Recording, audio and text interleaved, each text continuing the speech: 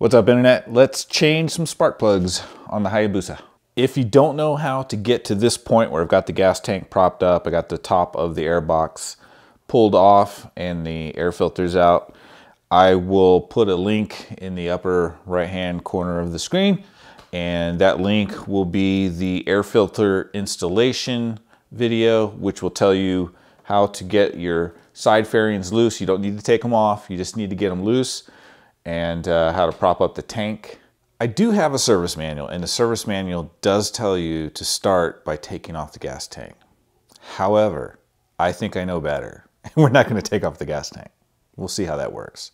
Here's the service manual, and of course, like I said, number one, remove the fuel tank. We're skipping that part.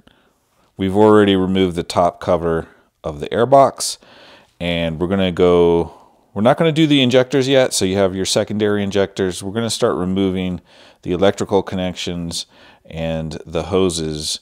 There's two hoses on the right side, I think one hose or two electrical connections on the left side. Anyway, we're going to go that, and you got to remove your velocity stacks, and then we should be able to pull the sucker. Start by removing this electrical connection, and then there's a hose down here, and then there's an electrical connection here. We're on the left side of the motorcycle right now. Okay, we've got this connector disconnected, this connector disconnected. These are impossible to get confused because they're so far apart. This one's not going to reach over here. Plus, this is like 2 prongs. This one's got like 3 prongs in it. So that's nice. Don't have to worry about marking anything. But we need to get this hose off. That hose is really stubborn. So I think a little screwdriver, some WD-40. This hose was a pain to get off. It goes on this tiny little spout right here, like so. Basically what I did was I used a small flat tip and just tried to get a little space between the top here and the top of the hose, and then just get any kind of separation I can from the spout that this hose goes on, so I could get a little bit of WD-40 in there, and then it's a matter of just wiggling it back and forth while you're pulling down at the same time, and eventually it comes off. Just kind of need to keep constant pressure, but the trick is get a little separation, get just a tiny little bit of WD-40 in there, and it loosens up pretty good. Next, we've got a hose here and our PCV, positive crankcase ventilation hose right here. These two need to come off. So this hose has a pretty big clamp. It's easy enough to squeeze that with your fingers, pull it down the hose, and then this hose came off pretty easy. I used 2 hands and just wiggled it back and forth and pulled it down.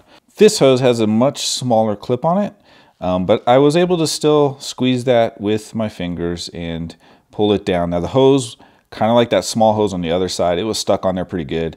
Again, I just put used just a small flat tip screwdriver to gain a little separation from this spout that it connects on right there. And then again, WD-40, just a little tiny smidge of it, and then she broke loose. Pretty easy. Next thing we're going to do is loosen this bolt here. So the air box has a small section that goes underneath this metal bracket. This bolt goes through there, and then that should come loose. And then we'll take the velocity stacks. There's screws here, here, and here. I think 3 screws for each pair of velocity stacks.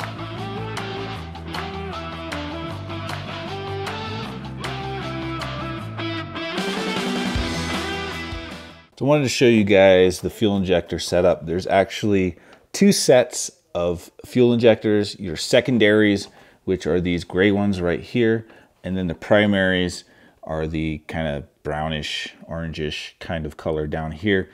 These are actually squirting fuel on the airbox side of your throttle bodies.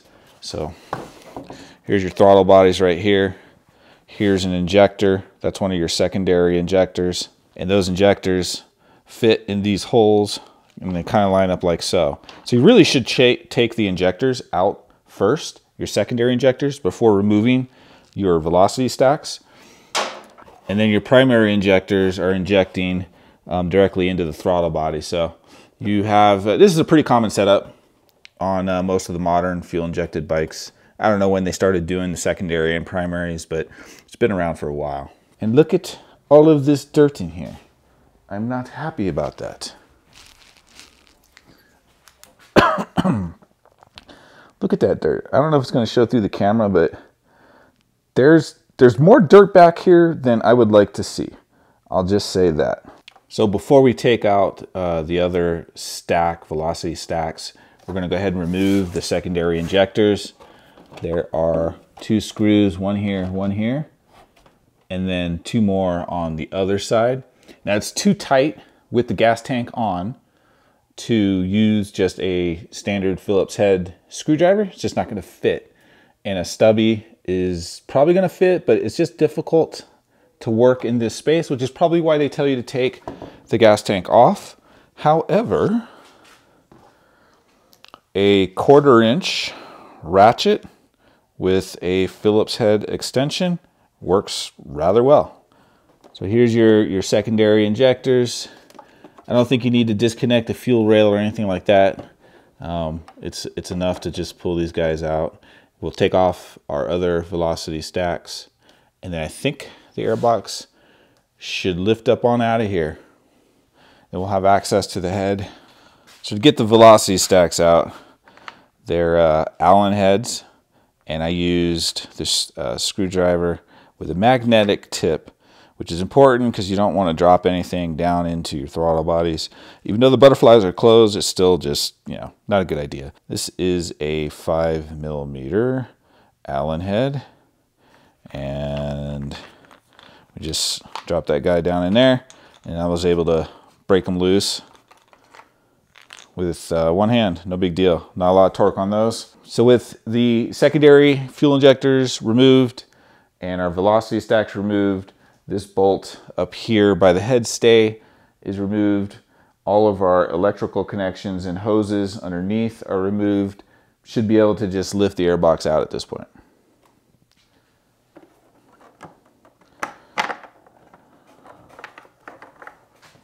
And we have pressure. Let's see here. Let's take the weight of the tank off. Might have to loosen this bracket. Looks like there's a little bit of pressure. Yeah, we'll go ahead and just loosen that up a little bit. Hopefully we don't bother the tank. So I just loosened those up, just a couple of turns. Don't need to remove it. And I'm trying to be gentle because my gas tank prop isn't really in anything. So let's get it back in there. All right, there we go. So here's the bottom side. You can see all the little hose connecting areas on there. Whoop, right there, electrical connection there. All right, boys and girls, here's what it looks like underneath the airbox. So here's our secondary injectors, our throttle bodies. Here's our plugs, 1, 2, 3, and 4. These look like they'll be pretty easy to access. Sometimes the outer plugs, number 1 and 4, are so close to the frame that you end up not having a straight shot, and you need to use like a universal joint. And you just kind of have to play with configurations to figure out what works. Here's our lovely ride-by-wire system. Ride-by-wire is kind of a love-hate for me. So your throttle cables come down here and connect up to this servo down here.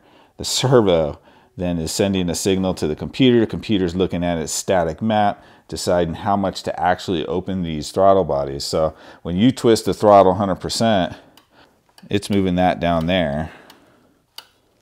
I can kind of see it moving. It's dark. Doesn't move the throttle bodies, the butterflies on the throttle bodies. That's all electronically controlled by the computer, which, you know, does give us cruise control, which I love. Something to look out for.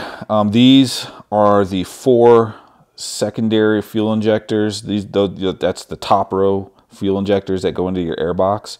And you'll notice that 2 of them came off without the little black washer, and 2 came off with the black washer. I went back and looked at the fuel injectors, and the washers are stuck on the fuel injector side.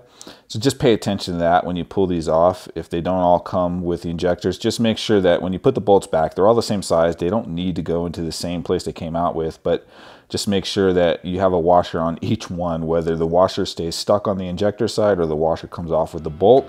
Doesn't really matter. Just make sure everything lines up and everybody gets a washer.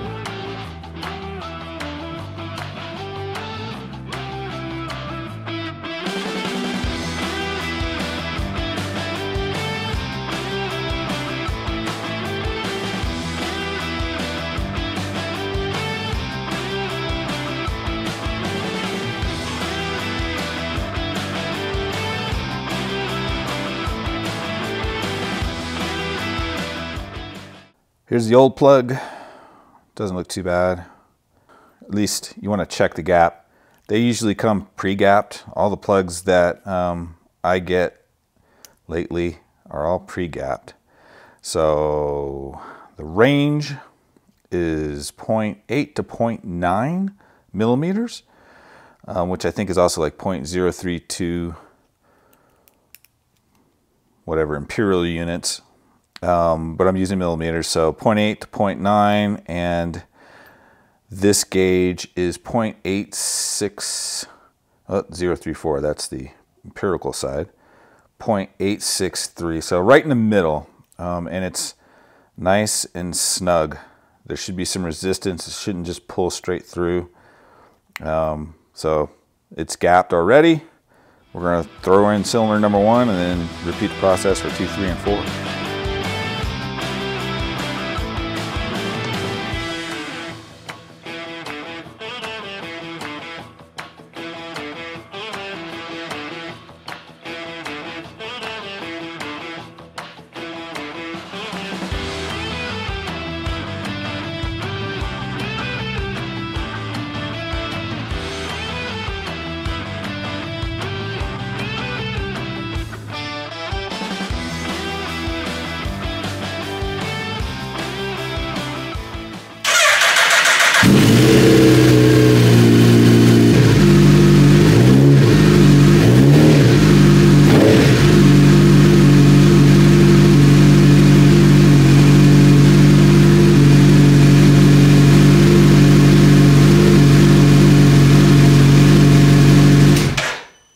Always like to run the bike before I get too far in the reassembly process. So the filter's not in, top of the air box is not on, as you can see right here. But I just want to make sure everything sounds good. All the electrical connections and hoses are plugged in. There's no leaks, there's no anything, you know, it's just all good before you button everything back up. So the air box, the air filter needs to go back in the air box. Then you can drop the tank, 2 bolts for the tank, then you can put the tank cover on, and then you can reattach your side fairings. You'll notice my side fairing's missing. I ended up taking that off, not related to the spark plug change job. I've got some additional work that I'm gonna just keep on doing once I'm done recording this video. So I can't really think of anything else. You know what to do. Keep it upside down. We'll see you in the next video. Bye.